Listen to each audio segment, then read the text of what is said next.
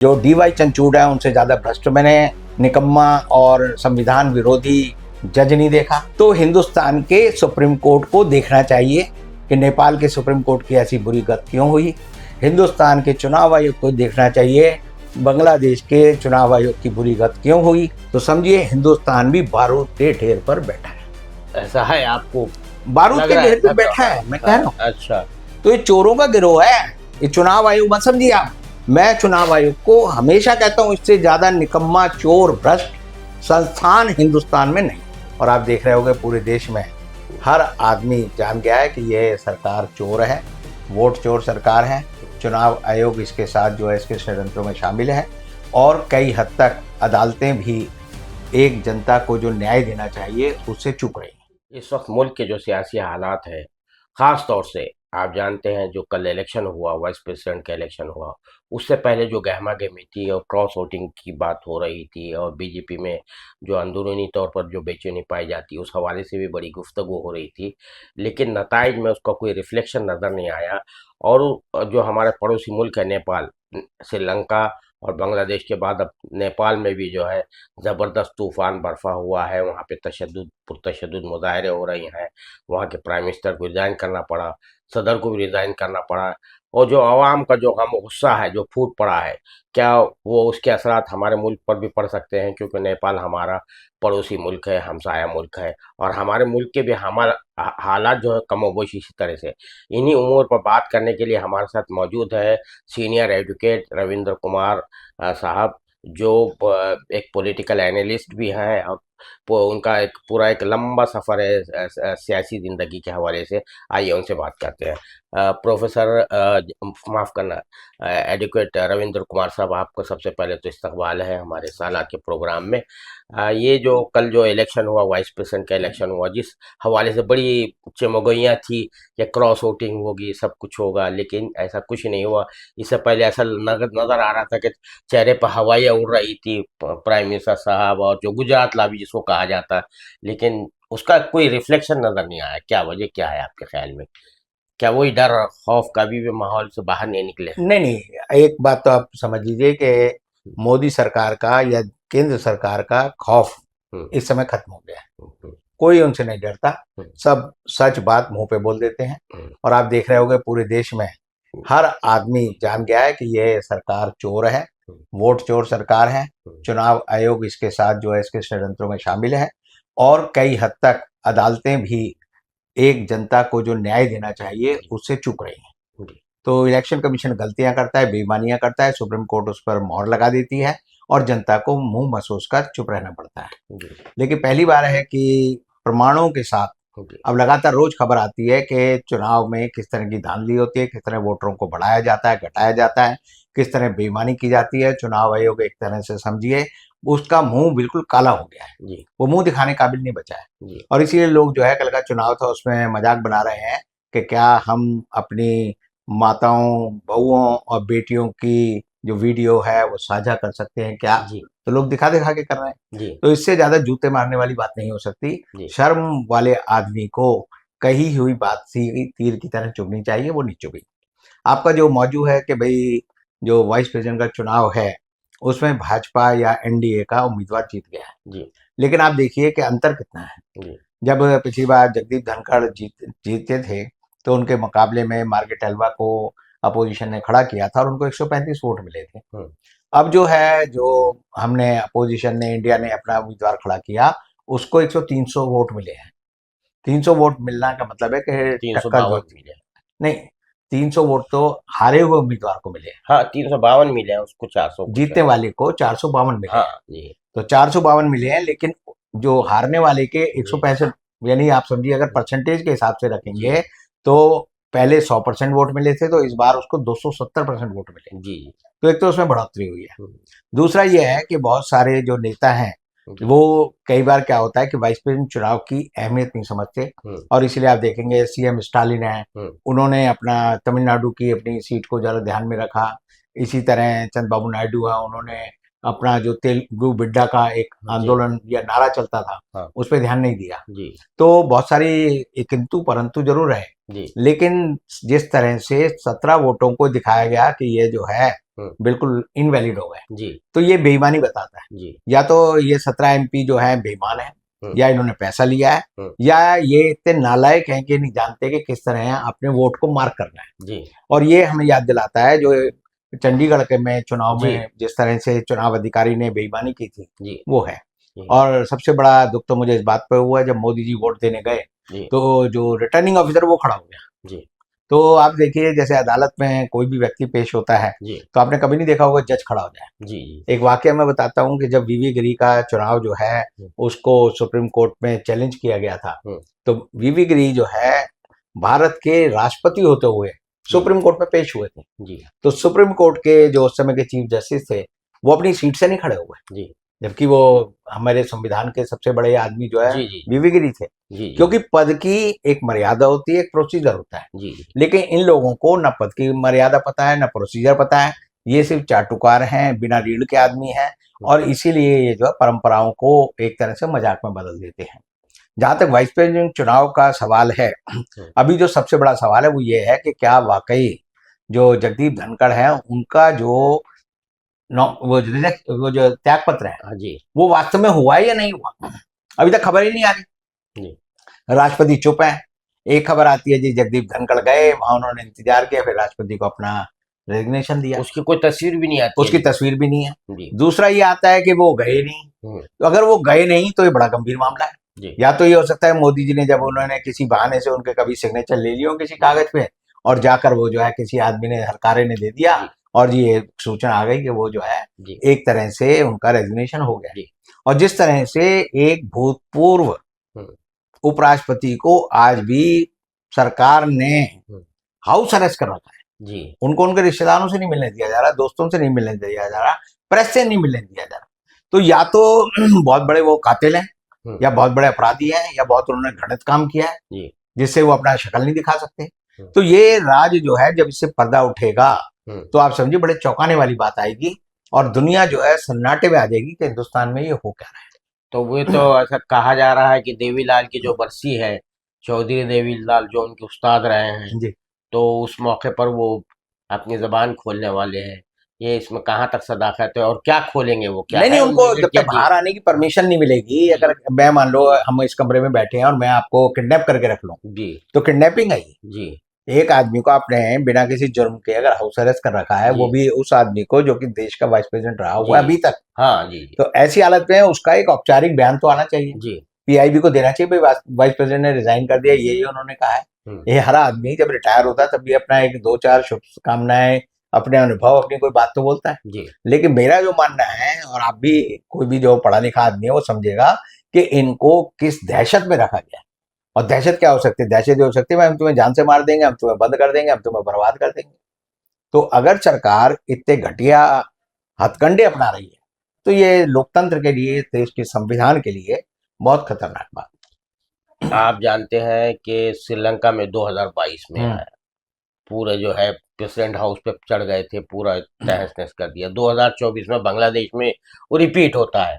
अब वही रिपीट हो रहा है हमारे पड़ोसी देश नेपाल में। तीनों भी हमारे पड़ोसी देश है।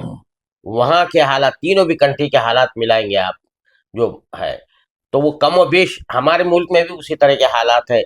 लेकिन उसके बावजूद हमारे अंदर कोई रीढ़ की हड्डियां न, पब्लिक के अंदर, जनता के अंदर नजर नहीं आती। क्या हो, क्या वजह क्या है? क्या कास्ट रिडन सोसाइटी होने की वजह से, या कम्युनल कार्ड जो है तो बहुत ज्यादा जो है तो हावी है, कम्युनलिज्म बहुत बढ़ गया है, उस वजह से नहीं हो रहा? क्या वजह, क्या आपके नजदीक जो है जो पॉलिटिकल एनालिस्ट जो है? देखिए जो हमारा देश है जी और उसके आसपास जितने देश हैं, जी अगर आप इनका जियो पॉलिटिकल एक जी असेसमेंट करें, जी तो हम बचपन में जब पढ़ते थे तो हम पढ़ाया जाता था भारतीय उपमहाद्वीप, जी हमारा जो ये हम और हमारे जी जी आसपास के देश है इंडियन सब उपमहाद्वीप है, कॉन्टिनेंट। जी सब कॉन्टिनेंट है। जी और इस सब कॉन्टिनेंट में लोगों की भाषा, लोगों का व्यवहार, लोगों की सोच, लोगों की समझ, उनका जीवन, रहन सहन, संस्कृति एक है। जी एक से ही लोग हैं, हम्म रोटी खाते हैं सब जगह वैसे ही कपड़े पहनते हैं। तो आप समझिए कि आप जो, मैं आपसे थोड़ा पीछे चले जाना चाहूंगा, पहले सबसे पहले जो विद्रोह हुआ तो माली में हुआ। जी माली छोटा सा 5,000 हाँ लोगों का देश था, वहां हुआ।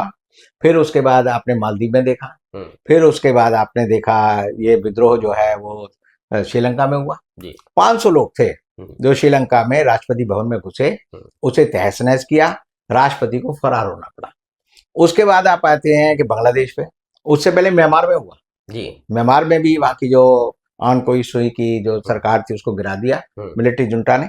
उसके बाद हम जो 24 की बात आप कर रहे हैं कि जो 5 अगस्त बांग्लादेश की जो जी प्रधानमंत्री है बेगम खालिदा, वो सॉरी वो हसीना वाली, हसीना, हाँ वो जो है हिंदुस्तान में आई थी और हिंदुस्तान से वहां वापस गई है और जाते ही वहां विद्रोह हुआ, लोग सड़क पे आए और उनको जो है वापस हिंदुस्तान भागने पड़ा। अब वो हमारे यहाँ शरण लिए हुए और उसके बाद देखिए कुल 1800 आदमी थे जिन्होंने नेपाल में ये सारा का सारा काम किया।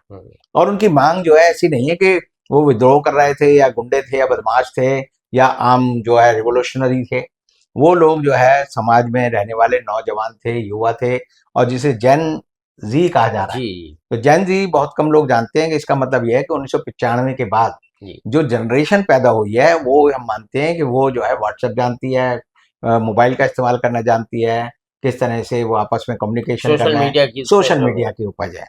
तो सोशल मीडिया पे वहां पर लोग अपनी बात रखते थे और वहां की सरकार ने उसको वो देखते थे जी। और वो क्या देखते थे कि हिंदुस्तान में नहीं पूरी दुनिया में एक बड़ी नई चीज पैदा हुई है कि जो थर्ड वर्ल्ड कंट्रीज हैं जी, जो आप कहेंगे 1945 के बाद आजाद हुए हैं जी, उनके जो नेता हैं वहां जो भी सत्ता में आता है वो लोगों को बुरी तरह चूस लेता है, लूट लेता है जी। और लूट के वो पैसा उनके बच्चे उन्हीं लोगों के सामने जिनको लूटा है उनके सामने उस पैसे से अय्याशी करते हैं, जिसे निपोटिज्म हम बोलते हैं। तो निपो जो जनरेशन है उसकी अय्याशी देखकर लोग बड़े परेशान होते हैं। बांग्लादेश में भी यही हुआ, लोगों ने देखा कि कुछ लोग फायदा उठा रहे हैं, मंत्री भ्रष्ट हैं, जुडिशरी भ्रष्ट है, वहां का इलेक्शन कमीशन भ्रष्ट है। आपने देखा होगा इलेक्शन कमीशन को तो लोगों ने पीटा और पीटा ही नहीं, बुरी तरह यहाँ पे वो और आप नेपाल में देख लो जी, नेपाल में लोगों ने प्रधानमंत्री को, जो भूतपूर्व प्रधानमंत्री थे उसको पीटा, दूसरे भूतपूर्व प्रधानमंत्री को बाग लगा दी, उसकी बीवी जल गई, मर गई,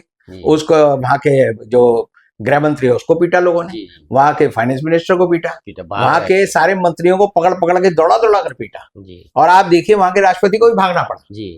तो आप समझिए पूरे देश में एक तरह से जैसे आप देखते ना, आप इसको इस परिदृश्य में देखिए कि राजनीतिक रूप से कोई विद्रोह हुआ है। आप ऐसे देखो इंडियन सब कॉन्टिनेंटल या इंडियन पेनिनसुला में कहीं जो है जैसे लावा अंदर धधक रहा है जी। तो कभी तो उसका एक्सप्लॉयशन जो है कभी बांग्लादेश में हो जाता है, कभी श्रीलंका में हो जाता है, कभी नेपाल में हो जाता है। तो धरती के अंदर लावा जो है गर्म हो रहा है जी। अब जो हिंदुस्तान की स्थिति को देखेंगे जी, तो हमारी स्थिति, हमारे नौजवानों की स्थिति बद से बदतर है जी। और वो बद से बदतर इसलिए है क्योंकि यहाँ रोजगार नहीं है। यहाँ पर आप देखेंगे कि अमित शाह का बेटा 2 लाख करोड़ का आदमी हो गया, नितिन गडकरी जो कहता है जी मेरे यहाँ भ्रष्टाचार नहीं है, वो 60,000 करोड़ का आदमी हो गया। राजनाथ सिंह के लड़के को मोदी ने खुद पकड़ा, एक बाहर भाग गया, वो वहां चला गया इंग्लैंड में। जो हमारा जो विदेश मंत्री है उसके 2 बेटे हैं, दोनों जो है अयाशी कर रहे हैं बाहर। नेशनल सिक्योरिटी एडवाइजर है, उसके बेटे हद से ज्यादा आप कहेंगे धूर्त हैं, खूब आदमी पैसों से सने हुए हैं और गरीब लोग मर रहे हैं।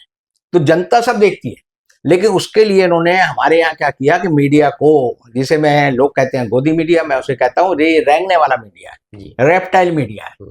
इनकी रीढ़ की हड्डी नहीं है, इनके पाँव नहीं है, इनकी जमीन नहीं है, ये सिर्फ रेंगते रहते हैं, लोगों के चरण चाटते रहते हैं। और अब मीडिया पे भी नेपाल में लोगों ने तो उनका हमला किया जी। नेपाल टुडे जो है और जो दूसरे चैनल हैं उनके खिलाफ लोगों ने उनके दफ्तरों में आग लगा दी। तो सोशल मीडिया की पावर समझिए, हर आदमी के हाथ में जिसपे मोबाइल है वो अपना एक स्टेटमेंट रोज देता है। तो यहाँ पर भी एक चिंगारी की जरूरत है।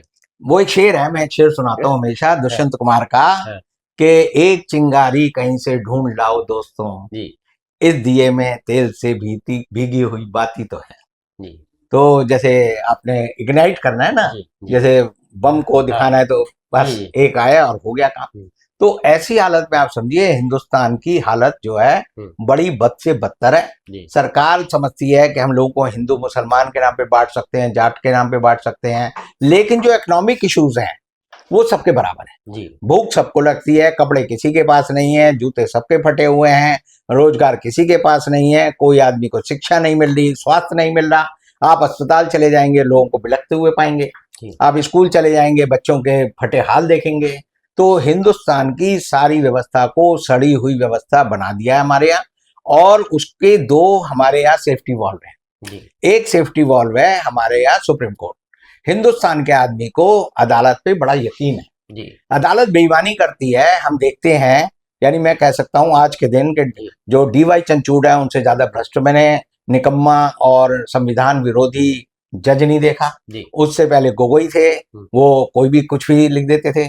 अभी जो उड़ीसा के रिटायर्ड चीफ जस्टिस हैं, उन्होंने, मुरलीधर ने तो अभी प्रेस कॉन्फ्रेंस और एक अपनी भाषण माला में कहा कि जो राम जन्मभूमि बाबरी मस्जिद का फैसला है वो बड़ा अजीबोगरीब है। जी उसमें ना कोई न्याय का सिद्धांत है, ना हमारे संविधान की कोई मर्यादा है, ना कोई है। एक फर्जी किस्म का आपके ऊपर सुप्रीम कोर्ट के नाम पर एक जजमेंट थोप दिया गया।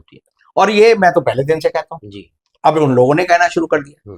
तो आप समझिए लोगों का अभी थोड़ा थोड़ा यकीन कुछ संस्थाओं पर है, जी लेकिन उन संस्थाओं के ऊपर भी अभी हमारे जो चीफ जस्टिस हैं जी वो नेपाल के चीफ जस्टिस के पास गए थे। जी 3 दिन पहले दोनों की फोटो छपी थी। हमारे चीफ जस्टिस जो है अब बी.आर. गवई ने कहा कि भाई नेपाल की सुप्रीम कोर्ट बड़े अच्छे फैसले कर रही है। जी अरे भाई अच्छे फैसले कर रही है तो वहां विद्रोह कैसे हो गया? जी यानी वहां के चीफ जस्टिस को नहीं पता? वहां की नेपाल की सुप्रीम कोर्ट के चीफ जस्टिस भी जनता के ऊपर हो रहे अत्याचार में पूरी तरह से शामिल हैं। बिहार में जो एसआईआर हो रहा है जी उसी तरह का एसआईआर बांग्लादेश में हुआ, वहां का चुनाव आयोग उससे मिला हुआ था। जी लोगों ने जूते थप्पड़ लेकर उसको पीटा। तो इनको सबक लेना चाहिए कि जैसे हम कहते हैं ना अपनी कूटनीति की भाषा में जी कि prime minister meet is counter, जी कि भाई प्रधानमंत्री अपने दूसरे देश के counterpart समान जी काउंटर पार्ट से मिल काउंटर पार्ट से मिले। तो हिंदुस्तान के सुप्रीम कोर्ट को देखना चाहिए कि नेपाल के सुप्रीम कोर्ट की ऐसी बुरी गत क्यों हुई। हिंदुस्तान के चुनाव आयोग को देखना चाहिए बांग्लादेश के चुनाव आयोग की बुरी गत क्यों हुई। भारत के राष्ट्रपति को देखना चाहिए उनके समकक्ष नेपाल के राष्ट्रपति की क्यों बेइज्जती हुई। उनको जो श्रीलंका के प्रधान राष्ट्रपति हैं उनकी क्यों बदपिटी। हिंदुस्तान के प्रधानमंत्री को देखना चाहिए कि नेपाल के प्रधानमंत्री को क्यों भागना पड़ा। और हिंदुस्तान के जो भूतपूर्व प्रधानमंत्री हैं देवगौड़ा, जी उनको भी देखना चाहिए कि किस तरह देवुआ को पीटा गया, किस तरह दूसरे आदमी जो भूतपूर्व प्रधानमंत्री है उसके घर को जला दिया गया। तो इन सबको इससे सीख लेनी चाहिए। हम एक ही वातावरण में रह रहे हैं। ये ऐसे है जैसे एक बिल्डिंग में अलग अलग कमरे हों, तो अगर एक घर में आग लग रही है, दूसरे में लग रही है, तीसरे में लग रही है, तो चौथे घर के आदमी को जाकर जनता से माफी मांगनी चाहिए, अपने को प्रीएम्प्टिव करना चाहिए। और जनता की जो दुख और दर्द है उनको अगर हम खत्म नहीं करेंगे तो समझिए हिंदुस्तान भी बारूद के ढेर पर बैठा है। ऐसा है आपको बारूद लग के रहा ढेर है पर बैठा है, मैं कह रहा हूँ। अच्छा लेकिन जो असल बात जो कह रहा था कि वो हिंदू मुस्लिम जो बाइनरी में फंसा के रखा हुआ है और कास्टिज्म के बाइनरी जैसा है जब विद्रोह होता है ना हाँ। तो लोग सब भूल जाते हैं। आप समझिए श्रीलंका में जब हुआ तो तमिल और टाइगर सिन्हाला और सिंगली सिन्हाला वो सब भूल गए। ऐसे ही बांग्लादेश में भी फिक्रा परस्ती सब जगह होती है। जी जी जब शांति होती है तो लोग अपने बांटते रहते हैं। हाँ। जैनी जो सबसे अहिंसक लोग हैं जी उनमें भी श्वेतांबर और दिगंबर होते हैं, जी उनमें भी संघर्ष होता है, उनमें जी। भी मुकदमेबाजी होती है। जी। तो हर जगह बंटवारा होता है। लेकिन मान लीजिए हंगामी हालात में भी ये just what you said। आपके घर में आग लग जाए, जी जी तब आप नहीं सोचोगे मैं इसके साथ इस गेट से निकलूं ना निकलूं, तब आप जान बचाने के लिए जाएंगे। ये कैफियत जो है पैदा हो गई है यहाँ पर। लोग दुखी जरा हैं, लोग दुखी हैं और लोग संकेतों को समझते हैं। ये वोट चोरी का जो मामला है ये कहाँ तक तूल पकड़ेगा ये आप कह समझिए रहे हैं चुनाव आयोग बिल्कुल भ्रष्ट हो गया है। जी समय आ गया है कि चुनाव आयोग को अपनी गलतियों के लिए माफी मांगनी चाहिए। अभी आपने देखा 3 चुनाव आयुक्त एक साथ एक टीवी चैनल पर आए, जी वाईएस कुरैशी और अशोक लवासा और ओपी रावत, जी तीनों ने कहा एसआईआर करने के लिए कम से कम 2-3 साल का समय चाहिए होता है। जी जल्दबाजी किस चीज की है? जी तो जल्दबाजी इसलिए क्योंकि बेईमान आदमी सोचता है कि जल्दबाजी करूंगा तो लोगों का ध्यान नहीं जाएगा। जो चोर होते हैं उनके गिरोह का काम क्या होता है? आप बस में चढ़ेंगे, एक आपको धक्का मारेगा, एक आपके गाल पे हाथ मार देगा, एक आपके पीठ पे हाथ मार देगा, चौथा आपकी पर्स लेके भाग जाएगा। तो ये चोरों का गिरोह है। ये चुनाव आयोग मत समझिए आप। मैं चुनाव आयोग को हमेशा कहता हूं इससे ज्यादा निकम्मा चोर भ्रष्ट संस्थान हिंदुस्तान में नहीं। बहुत शुक्रिया साला से बात करने के लिए जनाब रविंद्र कुमार साहब। ये थे जनाब रविंद्र कुमार एडवोकेट साहब जो मुल्क की सूरत हाल के हवाले से बता रहे थे और कह रहे थे कि जो नेपाल के जो वाक़यात पेश आए हैं, हमारे सामने रौनुमा हो रहे हैं, तो हमारा मुल्क भी जो है बारूद के ढेर पर बैठा है और किसी वक़्त ज़रा-सी चिंगारी जो है, इस बारूद के ढेर को जो है ज़बरदस्त धमाकों में तब्दील कर सकती है। और उन्होंने कहा कि चुनाव आयोग के बारे में भी कहा कि मुकम्मल तौर पर चोर है, उनके जो अल्फाज है और जिस तरह की जो हरकतें होती रही है, और बस वाइस प्रेसिडेंट के इलेक्शन के दौरान जो जिस तरह से रिटर्निंग ऑफिसर वजीर आजम जब आते हैं तो उनके लिए एहतराम ताज़ीम के तौर पर उठ खड़ा होता है। और उस सिलसिले में उन्होंने मिसाल दी प्रेसिडेंट वीवी गिरी साहब की कि सुप्रीम कोर्ट में जब दाखिल होते हैं तो सुप्रीम कोर्ट का जज जो है उठकर खड़ा नहीं होता, अपनी सीट से खड़ा नहीं होता। तो ये इस तरह से जो मुल्क में जो कुछ भी सूरत हाल पैदा हुई है, उस पर जो है तशवीश का इजहार करते हुए कह रहे थे कि भाई ये जो हुकूमत बनी है ये चोरी के वोटों से बनी हुई है और मुल्क जो है इंतहाई जो है क्या कहेंगे उनके खतरनाक मोड़ पर पहुंच गया है। कैमरामैन जीशान राय के साथ मैं अब्दुल बारी मसूद, नई दिल्ली।